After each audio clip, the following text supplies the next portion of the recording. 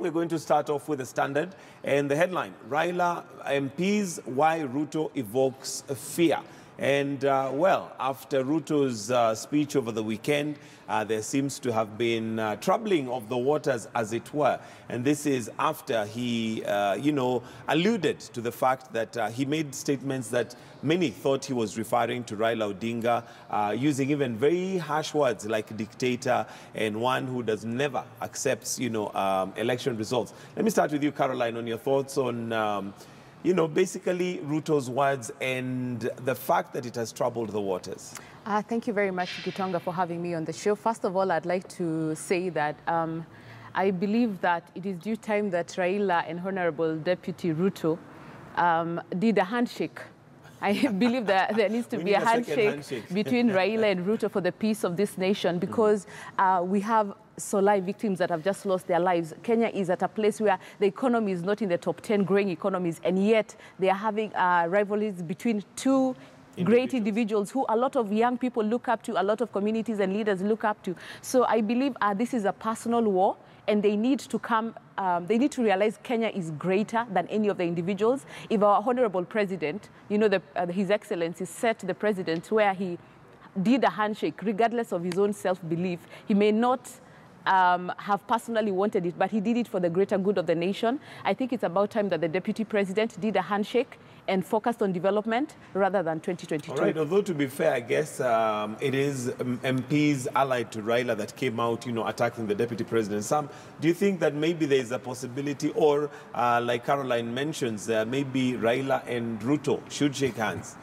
Make amends? I don't think that handshake is happening anytime soon. But I think what we have seen, especially, I was shocked if you read the contents of the entire statement by the MPs yesterday. Looks like, again, an all-out war. Things escalated rather fast. But I think context is important. This is actually about 2022. And I think that is the thing about us Kenyans, that we are always obsessed with politics. Looking at it, the handshake, of course, upset things within Jubilee, because there was already a formula and a succession plan. And on the other hand, now the handshake seems to have given, not only Raila Odinga, but even others around him, some, ideas or lifeline, so to speak. But I think on the issue of the referendum, which is the divisive issue at this particular point in time, and they were responding to the Deputy President's word, the previous day, about the referendum being associated with losers and all that. It is basically a strategy based on, again, issues that were there last week in terms of if there is a coalition coming together around the people who support the referendum and those who don't support the referendum. And the idea was that the Deputy President was becoming increasingly isolated until the President came out to say he doesn't support the referendum. It is around those intrigues of the 2022 politics. But to go back to whether that handshake between Ruto and Raila will happen anytime soon, it won't. Essentially, it's impossible for these two politicians to be in the same political formation after 2007. Why?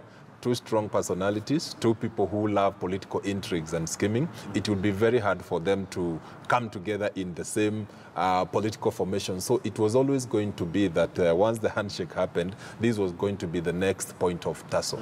Yeah. All right, Caroline, do you think this is going to affect, over time, our development plan as a country, given that we already have Raila publicly saying that the ODM, Orange Democratic Movement, which was largely seen as the force behind NASA, supporting the four-pillar, agenda for the president and Jubilee? Just to add on what Dr. Sam has said, Raila and Uhuru doing a handshake does not mean that they're in the same party. So it takes a greater leader. As he rightly said, those two are very strong personalities. It takes a greater man, a greater leader, to actually realize that this country is greater than personal interest. You might have said, Nelson Mandela said, to know the true colors of a man, give him power. So right now, Ruto is in a place to understand, the Deputy President is in a place to understand that a handshake means peace. It does not mean that they're in the same party. It will mean our economy will grow. As I had said before, Kenya is not on the top 10 growing economies. Ethiopia is at number 2 and 3. Since when did Ethiopia beat our economic excellence in Africa? We are lagging behind in economic growth in Africa because of our love of politics, scheming, propaganda, and at the end of the day, who has to pay for this? It is Kenyans who have to pay for it. And even as you said before that it is the MPs. MPs only are the voice of the leaders. You're only as good as your leader. So he's equally aware of what is ongoing. And I think it's about time that they realize this country is greater than any both individuals. It doesn't matter how strong you are. It takes the strongest man. I mean, look at Nelson Mandela. What did he do when he came out of prison? He chose to make peace. He would have chosen to do anything he wanted to. And the reason where... And he had the power to do he that. had the power. He had the power to break South Africa or make South Africa. So His Excellency Ruto and His Excellency Raila, the people's president, they both have power to either break or make Kenya. Dr. Kamau, do you think that there is going to be at least some light at the end of the tunnel, given that we must admit that, you know, the president and Raila made a very bold move to have shaken hands. But the other thing that might be possibly playing in the background is the fact that it was not clear what the contents of the handshake were. So everybody is trying to fill in the gaps. I think it's important for us to remember the context and also the spirit of the handshake. And I think it was a great thing in terms of these two leaders coming together. One thing everybody acknowledges is that the handshake has managed to calm political tensions in the country and brought us, you know, I would say peace and stability at this particular point in time, considering what we went through last year. Now, what we have seen out of that is that the president, of course, and I'm sure part of why he participated in the handshake was to create an environment of stability for the implementation of the Big Four, his development agenda. For Raila Odinga, of course, the handshake has also given him stability and some kind of redemption after the swearing in at Uhuru Park, because you have seen the treatment he's getting when he goes to South Africa, when he goes to the UK as a special envoy of the country, if we were to look at it that way.